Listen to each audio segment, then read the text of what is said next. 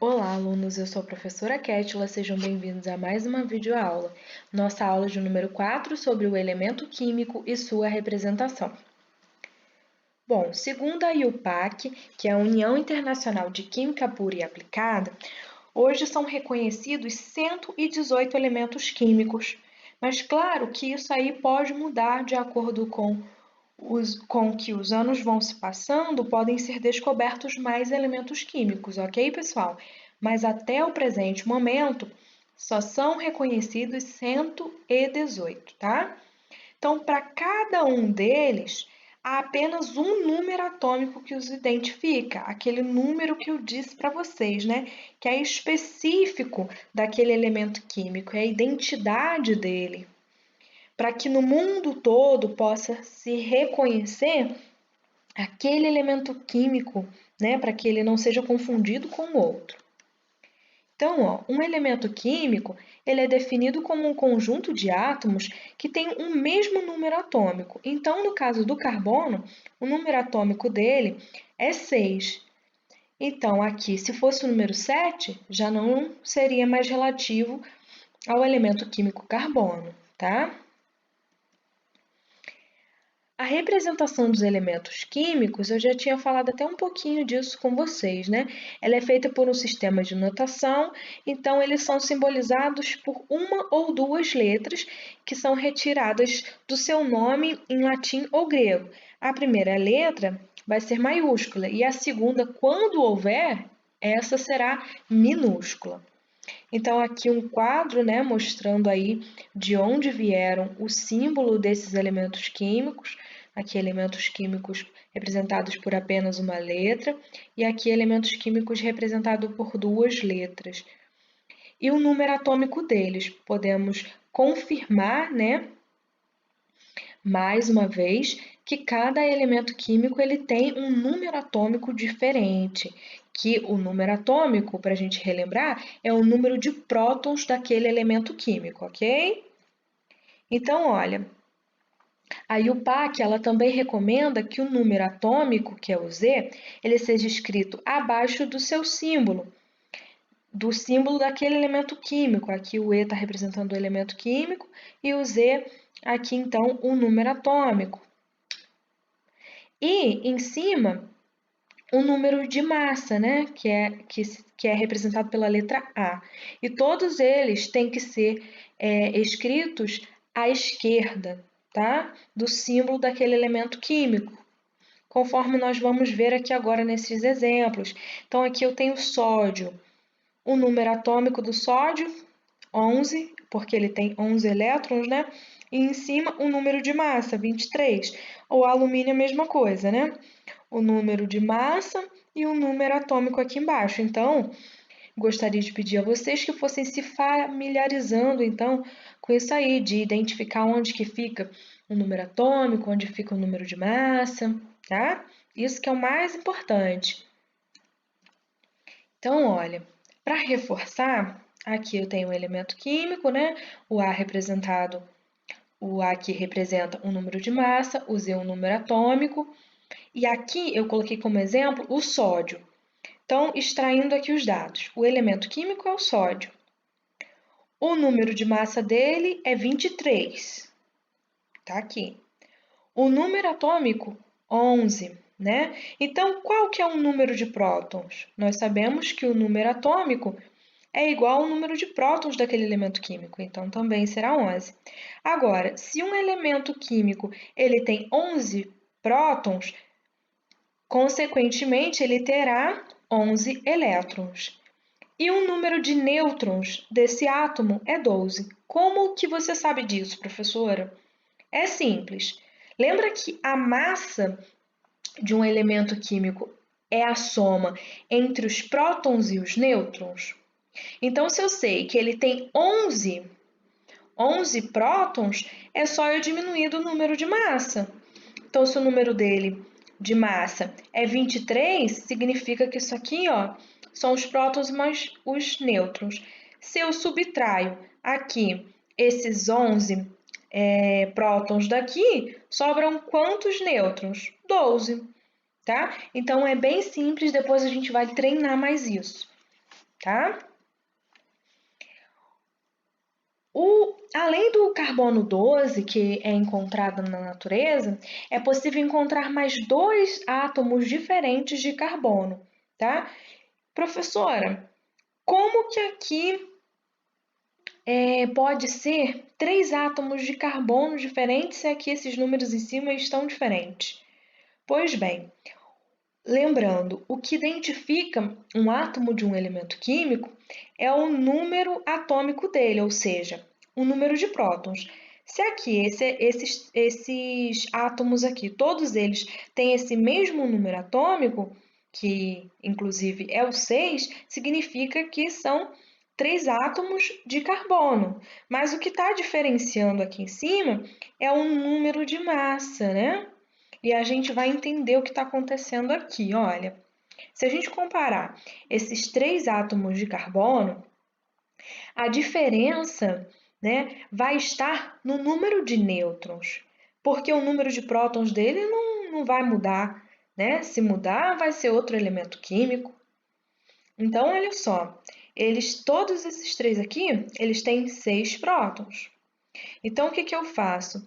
Eu diminuindo o número atômico do número de massa, eu vou ver que esse aqui tem 6 nêutrons, esse aqui tem 7 nêutrons, esse aqui tem 8 nêutrons.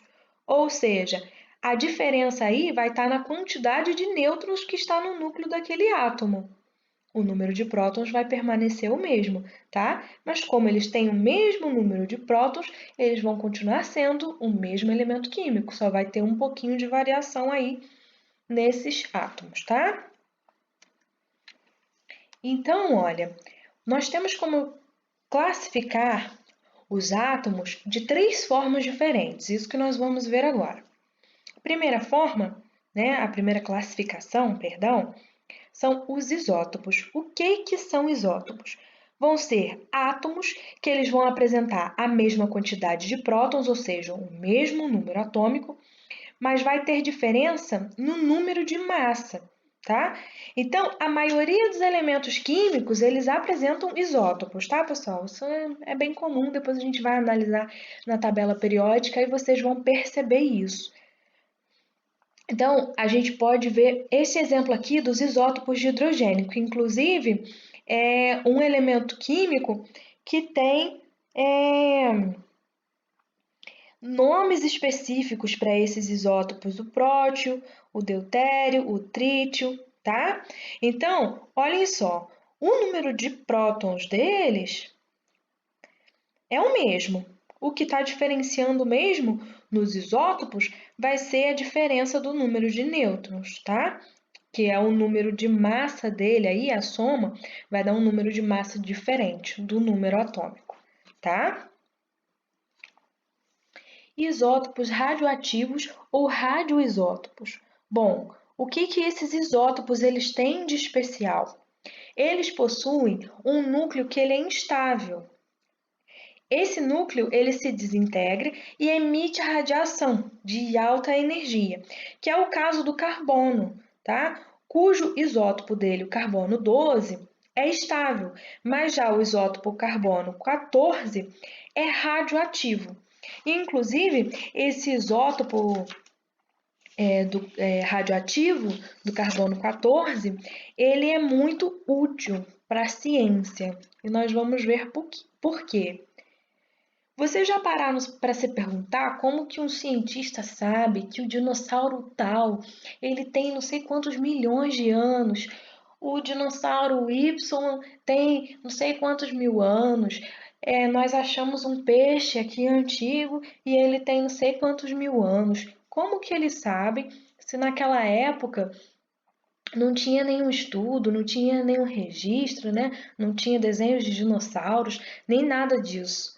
Bom, a gente utiliza um dos métodos que são utilizados pelos cientistas é a datação de fósseis por carbono 14, tá, pessoal? Porque como ele é um isótopo radioativo, a gente consegue analisar a quantidade dessa emissão de radioatividade. Olha só, por exemplo, esse peixe aqui, quando ele morreu, a quantidade de carbono 14 no corpo dele estava completa, então a gente sabe que ele tinha acabado de morrer. Mas, depois de um período de mais ou menos 5.740 anos, o carbono 14 ele chega na meia-vida dele, ou seja, já vai ter a metade dessa quantidade de carbono 14.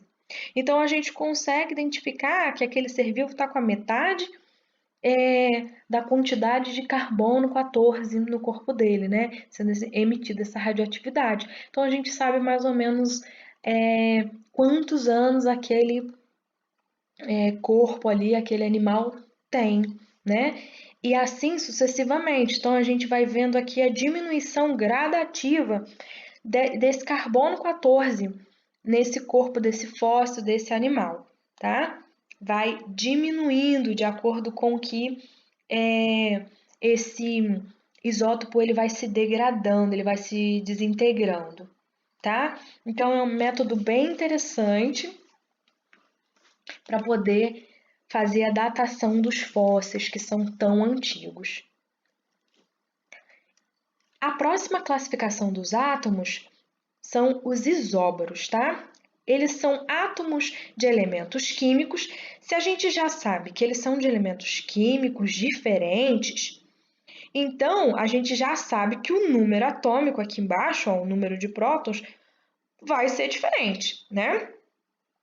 Só que vai ter uma semelhança, tá? Aqui entre esses átomos. Por quê? Eles têm o mesmo número de massa, tá? Então, aqui, ó, o número de massa deles é 14, tá?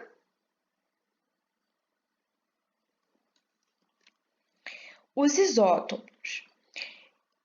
Os átomos isótomos, eles são de elementos químicos diferentes e apresentam um número atômico e de massa diferentes, só que a semelhança deles vai estar na quantidade de nêutrons, tá? Então, se a gente fizer aqui o cálculo, né? Aqui, ó, o 14 menos 7, ele tem 7 nêutrons.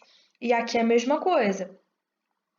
Eles são todos diferentes, tá vendo? O elemento químico é diferente, o número atômico é diferente, o número de massa é diferente, mas quando eu subtrair aqui, ó, eu vi que eles têm a mesma quantidade de nêutrons.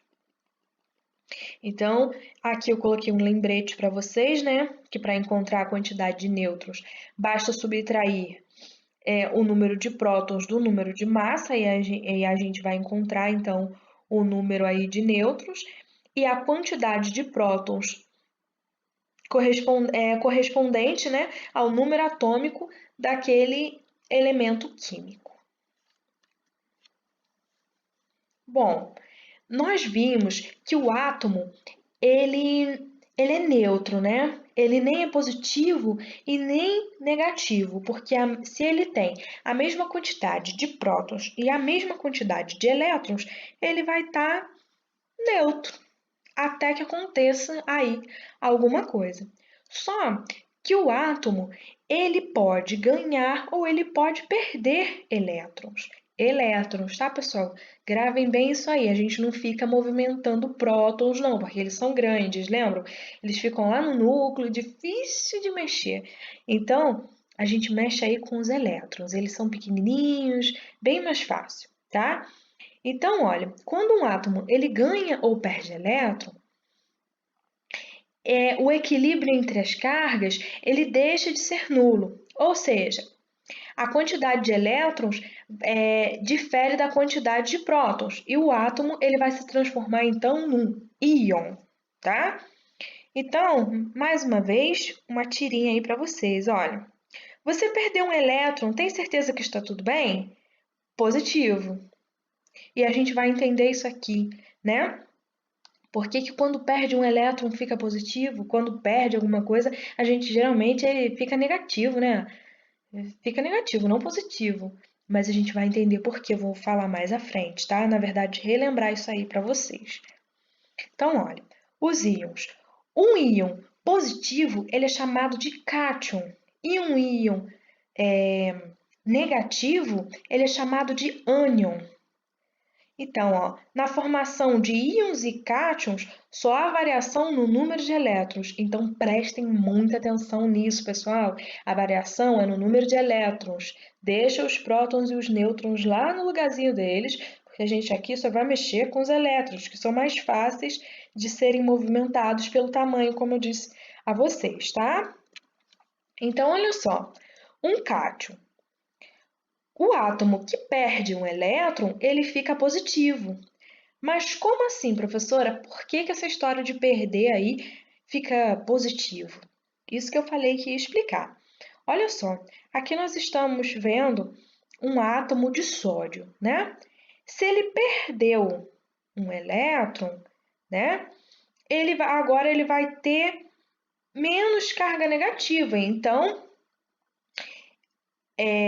consequentemente, ele terá mais cargas positivas do que negativas. Então, dessa forma, ele vai ficar positivo.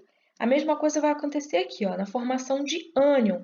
O átomo, ele ganha um elétron e fica negativo. Mas como assim está ganhando, está ficando negativo? Porque olha só, ele ganhou, o elétron ele é negativo, né?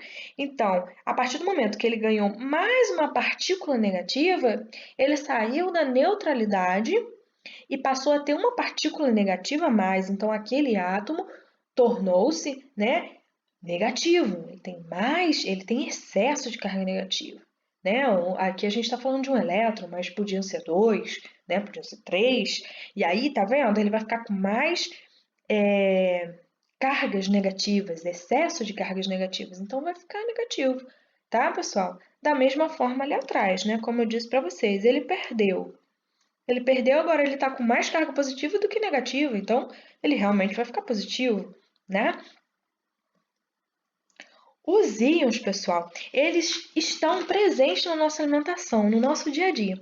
Inclusive, são super importantes para funções vitais que são exercidas no nosso corpo. O sódio, por exemplo, o íon sódio, ele que é um cátion, né? Por isso que tem até aqui o sinalzinho de mais, né? Ele é fundamental para a condução do impulso nervoso. Ele também vai regular os líquidos do corpo, tá? O ferro, por exemplo, que é um outro íon, ele vai ser importante na formação da hemoglobina, ele que vai dar aquela pigmentação vermelha, então, para o nosso sangue. Se não tiver ferro, se não tivesse ferro, na verdade, o nosso sangue ele não seria vermelho, né?